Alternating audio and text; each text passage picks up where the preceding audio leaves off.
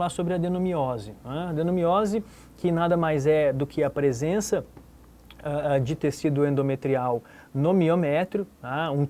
Uma das manifestações aí da endometriose, tá?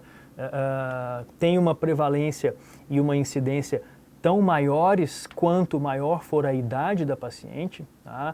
Então, muitas pacientes acabam em torno aí da terceira, melhor dizendo, da quarta década de vida, tá, se deparando com esse diagnóstico aí com uma certa frequência quando vão visitar as clínicas de ultrassonografia, principalmente nas mãos de um ultrassonografista que tem mais tempo de familiaridade com as imagens e que, sobretudo, esteja com um aparelho que dê a ele uma imagem de qualidade boa, né? uma aquisição de imagem que permita identificar alguns pontos, muitos dos quais são relativamente discretos. Né? E a gente sempre tenta alertar também que a adenomiose tem que ter um pouco de cuidado, porque se for pautar na grande maioria das características que a definem, a gente vai ter às vezes aí, ou de certa forma, um exagero, tá? Uma incidência mais alta do que a realidade de adenomioses, porque o simples fato de ter um útero com um miométrio heterogêneo pode levar o examinador a interpretar aquilo como adenomiose. Uma paciente que tem uma vida absolutamente normal, assintomática, enfim. Temos que ter um pouco de cuidado e, para isso, olhar para algumas características separadamente para que a gente consiga compor aquilo ali dentro de um cômputo geral para definir sobre a presença ou não da adenomiose. Né?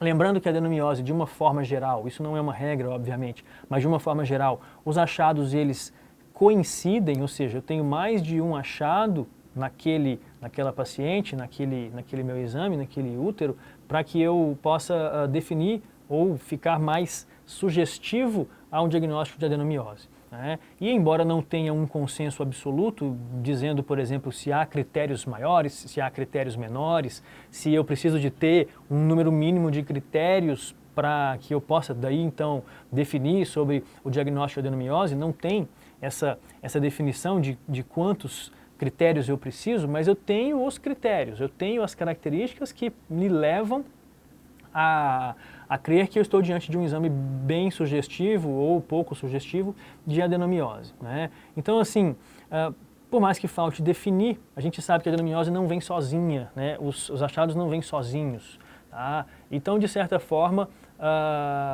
uma possibilidade de se aproximar mais do acerto, né?